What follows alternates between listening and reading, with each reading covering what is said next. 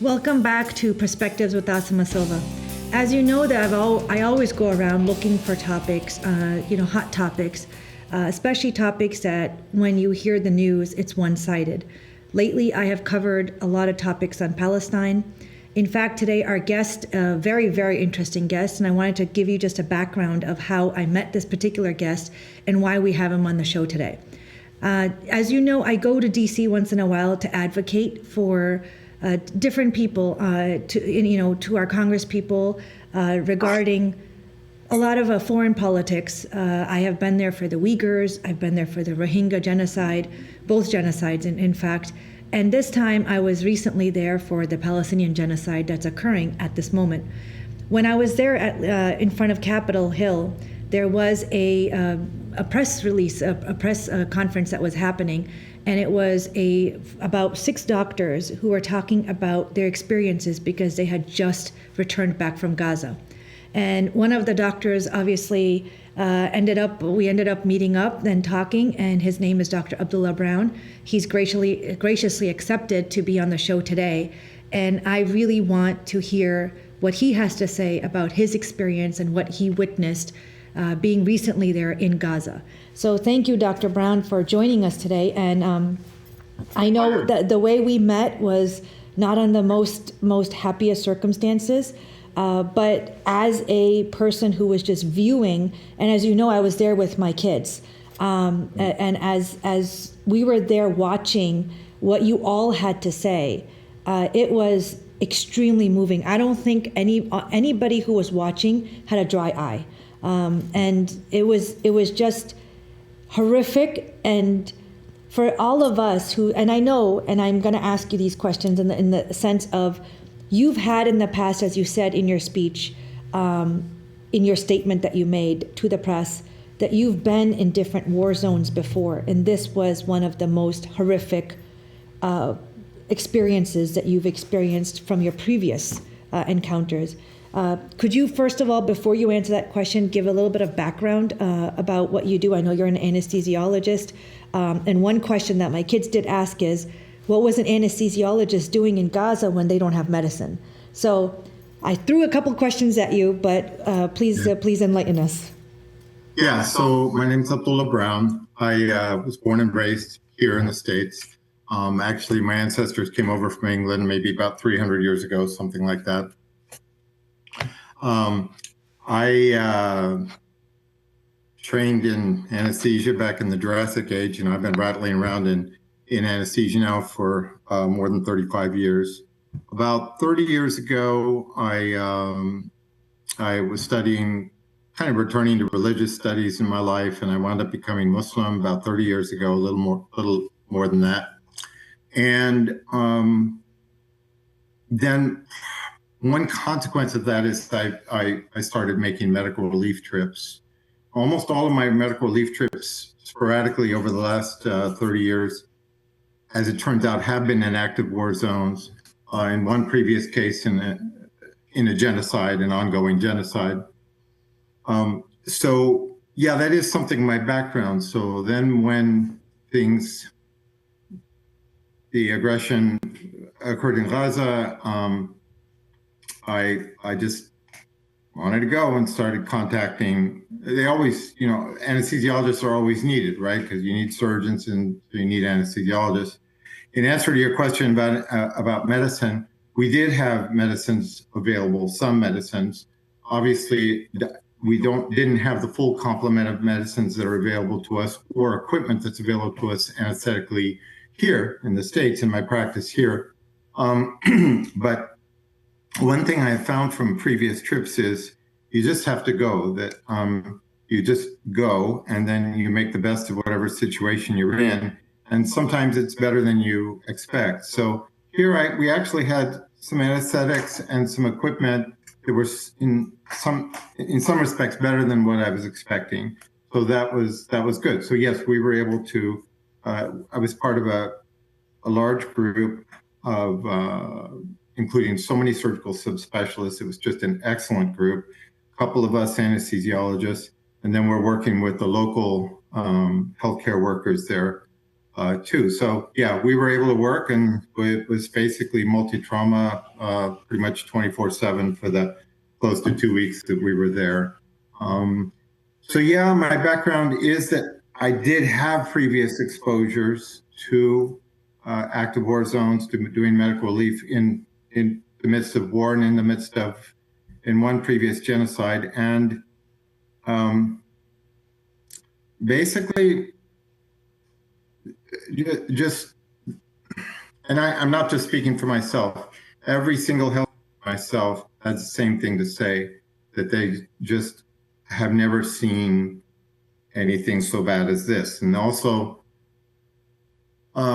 say that it's not a war. You know, we know what war is. We know what war looks like, and this is not a war. It's an annihilation or an attempt at annihilation. It's ethnic cleansing. It's a genocide, and I know what genocide is. I've been there before. So, and again, I'm not just speaking for myself. I mean, every healthcare practitioner that I know of, and I know of quite a few who have been to Gaza now, who have had previous experience, that's the reaction. And then the other universal reaction is, I mean, we know what gunshots look like. We know what explosive injuries look like. We just are staring at wounds there that we don't understand what causes this. Okay, like the bullet will be found, and we're looking at wounds and just wondering what kind of bullet does this. We know what bullet wounds look like, and we just don't get it. So those are kind of the two near universal reactions there. Yeah. And most of the people that you treated, were they children, women, men? I mean, we're hearing it's mostly children, but I'm asking you from your experience, is that what you also found? Oh, yeah. So it's, of course, people say men, women, and children. I mean, here it's children, women, men. And I don't know, there's just obviously something particularly horrifying about that. I mean, you kind of expect men, right? Casualties. And yeah, I mean, but most of the casualties here, women and children, and the children are anywhere from infants, babies, to infants, to toddlers, to older children, women, and then of course men also, but that's just kind of more expected. And again, have just never seen that complexion amongst the casualties in any previous experience of mine. And I'm quite sure that nobody else, none of my other colleagues, friends and colleagues who've been there and so on have seen that same complexion. It's just pretty overwhelming. So one of the things that I remember from all the doctors, and somebody made a statement where they said that things that could have been treated with simple antibiotics, a cut or an injury, doctors Correct. were faced with after a week or two, because it was so infected, that they would have to choose amputation. And it was situations where amputation could have been avoided. Yeah. And I was reading statistics where Gaza is one of the most highest pediatric amputees in the world. And were you witness to? Every 11 minutes or so, a child is killed, and I don't remember what it is. Every however many minutes, a child is an amputee. And when we met in DC, and you had done the press release very soon after these college encampments started, what are your views on that? Is people like yourself who are going to see it firsthand and speaking out about it, do you think that's what contributed? And if so, what are your feelings on these encampments? Sure. So I think that what is different and what is historic here is that for the first time in history, an ongoing genocide is being live streamed. And I think what happened here is that people of my generation, we take our news from sources which were simply not conveying what's going on. So, and that includes myself. Okay, the younger generation is more takes their news from social media, takes their news from sites like Instagram and Facebook and so on and so forth. And they were better informed, basically. They had an understanding quicker than the rest of us of what was actually going on. And they were horrified, and they started doing their research, and then things went from there. So it was actually the younger generation was more on top of this than us, and got there quicker than us as to what's really going on. So that's how they have come to be mobilized en masse so quickly. I don't think it's so much anything that we docs who have been there or whatever have said that's contributed, maybe in some part, I hope, but they have been on it from the beginning. They've been horrified. They've been contacting their elected officials, and they have been organizing the demonstrations and so on. As to your question about how do I feel about the encampments, I mean, so long as it's nonviolent, and to the best of my knowledge, they certainly are. So nonviolent resistance, no destruction of property, no destruction, physical destruction of people. I'm all for it. And I think that these people are doing heroic work. I mean, the question is often posed, so if you were alive during the times of the particularly horrific form of slavery that was here in the US, or if you were alive during World War II or some huge moral quandary, what would you do? And the point people make is, well, it's now, you're being tested now. Right. And I feel like the younger generation, some of them are Palestinians, some of them Palestinian Americans, some of them are Muslim, many of them are Jewish, many of them are Christian, et cetera. There's this universal outpouring, this universal recognition that something's terribly wrong here. And guess what? Our tax dollars are in very large measure paying for it. And I just admire them very much. I think what they're doing is heroic. They're stepping up and doing what any person with a normally functioning heart, soul should be doing. Yeah. How I mean, I'm still trying to think of, you found the courage, and you said you've been in other war zones before. In this case, what we have seen with, health, food aid workers, safety wasn't necessarily guaranteed. So did you go knowing your safety may not be guaranteed, or were there things in place where you felt more secure and more confident that you wouldn't be endangering yourself in terms of going to Gaza and volunteering? Yeah. So, years ago, people would ask me this. They would ask how do you get the courage to go and things? And I was like, or how do you overcome the fear? I think that would be the question, not with here, but with the previous. And I just answered, honestly, that well, I don't get it. I thought everybody's afraid. I mean, I certainly was. I certainly am. So, but that's not. I mean, of course you're afraid. You don't, but you just try to do what you're supposed to do. I mean, so of course you're afraid. Here, honestly, the thing was, my wife, our grown daughters are more politically active than myself, and they were making the phone calls and so on, and they don't stay on a script, and God bless them. And they were doing that work, and that just didn't feel like my niche. And I was really starting to have trouble at my work here. I mean, I would feel almost like panic attacks or anxiety attacks. And I just realized I just have to do what I know how to do. I just have to get my 2 feet there.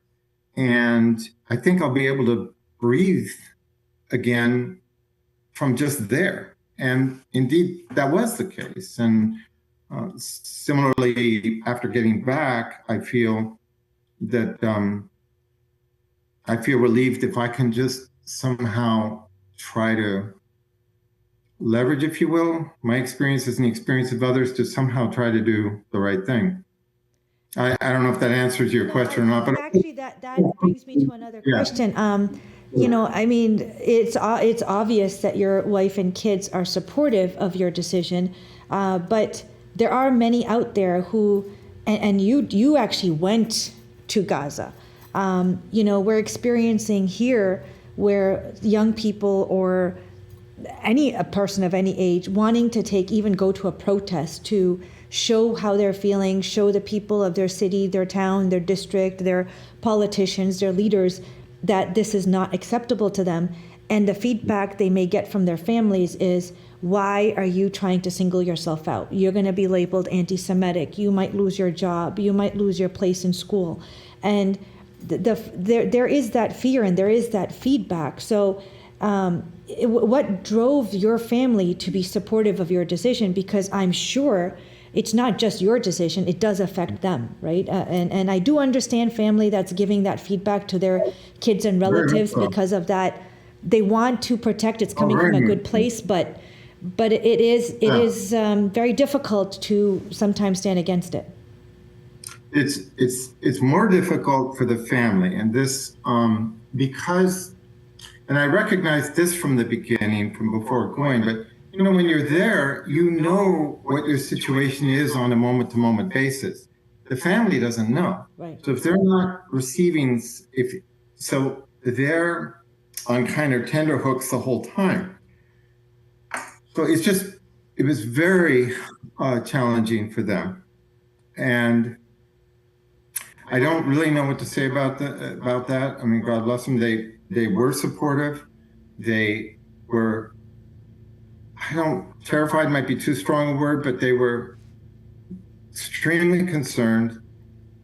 They stressed over and over again that they would never want to say no. But yeah, they're just, and they questioned whether I really understood what was going on. And they also emphasized, we know, no, I know, and this. And I said, yeah, that's true. You're right. I mean, I'm quite true. I know there's stuff. But so it's just it's definitely more difficult for the family. And I don't know what to say exactly other than that I knew it's what I had to do. They recognized that. They so much committed also and care so much about what's happening to these people and so on. So yeah, I don't know what else to say. I just wanted you to be able to tell our viewers that, sometimes it's not just the person who's doing all the work, it's their family too that gets affected. And that, it's a privilege that you had family that was supporting you in such a situation. You talked about how you saw so much sadness and hurt and pain and injury. The reason why I'm going to ask that, so it's a two-part question. As Muslims, we fast during Ramadan, and one of the reasons why I think it's so much easier for us to fast is because at the end of the day, at least people who can afford to eat a very good iftar, they know that there's an end time. They know that there's that time that I'm going to be able to eat. People who do intermittent fasting, same thing, right? They're keeping themselves away from food or whatnot, but they know that there's a time that they can go back to eating. So as much as you did go to Gaza and you didn't know what was, in your future as while you were there, you still had some sort of an end time in your head. So my question to you is two questions. One is, when you come back, I'm sure there's, people who volunteer and go to places like this and witness such horrific horrific situations. How do you turn it off? How do you turn that switch off from what you witnessed? And that then also, leads to the question of the people who are left behind, and to them there's no end date. They don't know end in sight. How are you witnessing? How do they cope, and how is their mental health in that situation?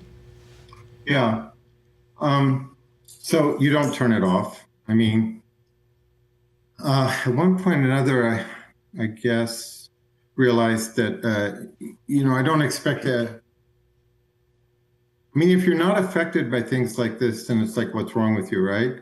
And so we all have different coping mechanisms that we cope as best we can, right?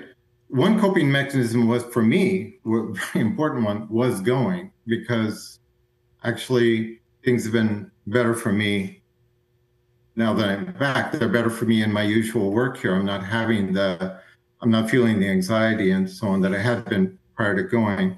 But I've also realized that in my opinion, you don't ever really return to normal, and you don't expect that. And I've kind of given up on that, and that's fine. So I was in, a very bad place many years ago after a particularly intense series of experiences, and I knew I was in a lot of trouble, and I did what I did to try to cope with it. Which, as a Muslim, for me, frankly, it's always, prayer. So I knew I was in trouble. I asked God to save me, and things went from there. So, but yeah, that was a profound by surprise. But I realized, I was essentially on the verge of just being incapacitated. So, and I was back here. So everybody manages that as best they can. I like so much what this academic said. I was on a panel at a medical school discussing this subject. Two of the panelists were Muslims, two were Jewish academics.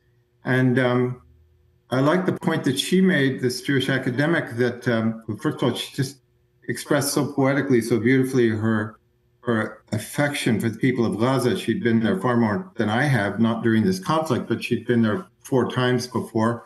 And she's working in the medical field and public health, basically, there, projects. But she said there's no post in the stress for the people of Gaza. And there isn't. I mean, it's just been ongoing for 80 years. So that actually helps me, and I think helps others cope. It's just, okay, whatever emotions I'm having, whatever I'm feeling, whatever I'm having, some discussion. Oh my God, and so I don't know, frankly. I mean, that was just one thing that hit me between the eyes. I mean, I've been in a lot of places, been around so many heroic people in different places. I have just never been with a community that as a community is like this. I can't believe there are obviously bad people everywhere. Feel like I met a couple, but as a community in total, I just can't believe there's a more elevated community on the face of the earth in terms of their purity of emotions. Actually, just that statement, and not such an elevated community on the face of the earth as this one, the people of Gaza. I had some heads up about this before going. But then the purity of their emotions towards God, towards his religion, towards family, towards spouses, children, towards neighbors, towards some stranger's child, some orphan, towards their community, like I say, neighbors, et cetera, et cetera. So that hit me between the eyes. Nonetheless, I mean, obviously they're human. Obviously, they're all having trouble in one way or another. I would say there's no way that I could endure what they have endured. That's between the eyes. I know what some of these people have been through. I know what some of the healthcare workers that I was working with there have been through. I wouldn't have been able to make it. So I'm afraid I'm kind of stumbling around, not really answering your question too well, but obviously the mental health issues are enormous. And everybody just hopes as best they can. Yeah. I mean, we have a couple minutes left of the show. What would you want our viewers to know? What would be the message that you want them to walk away with? Sure. First of all, one thing is what I just said about the people there. Just recognize that what is happening, the horrors, the atrocities that are being committed with our tax dollars are happening to some of the very best people walking the face of the earth currently. Secondly, this is not about religion. That's the way it's so often pitched. It's not. It has so little to do with religion. And I won't go into too much detail there other than to say that 30 years ago when I became Muslim, it was Orthodox, rabbis, Orthodox, Jews who took me to school on the history of that area. They were the ones keeping track of human rights abuses against Palestinians, men, women, and children, women, and men, torture, et cetera, et cetera. They're the ones who took me to school on it. It's not about religion. It's not about terrorism. Every society, academically, we know every society has that 2% or so of the society that has kind of a tendency toward paranoid ideation, and is particularly susceptible to acting out in violent ways. But this is not about religion. It's not about terrorism. It's just about the same old thing. And religion can be used as an excuse and et cetera, but it's about power. It's about money. It's about, and then there's this strange dynamic with sort of two racisms going on here. So maybe I'll leave that at that. And those would be some of the main things that I would want to convey. And plus the fact that this is not a war. It is a genocide. It's ethnic cleansing. That's what it is, and we have to stop it. I'm also fascinated by the fact that people coming from an entirely different perspective reach the same conclusion. This former Special Forces fellow, Alan Shabaro, I invite everybody to look at his Instagram account. So, he had multiple tours in Iraq. He was part of a counterterrorism unit. Been there, done that. And he walked into a town council meeting there in his town in Texas and just made the statement that, look, I'm so-and-so. This is my experience. I know what war is. This is not war. It's not war going on there. I have seen horrible, horrible things nobody should see. And I have never seen anything the likes of which is happening in Gaza. You have to stop it. You have to do whatever you can to stop it. So expertise-wise, his expertise is military, and reaching the same conclusion. It's that, oh my God, this is unreal. Well, thank you for that. Thank you for that. And I'd like to wrap up today's show. I don't really have much to add other than what Dr. Brown just told us, that this is not a war and it just needs to stop. And we as American citizens, because our tax dollars are paying for this genocide, really are morally obligated to do what we can and for our own humanity, what we can to stop this. Thank you so much for watching, and please come join us again on Perspectives with Asima Silva.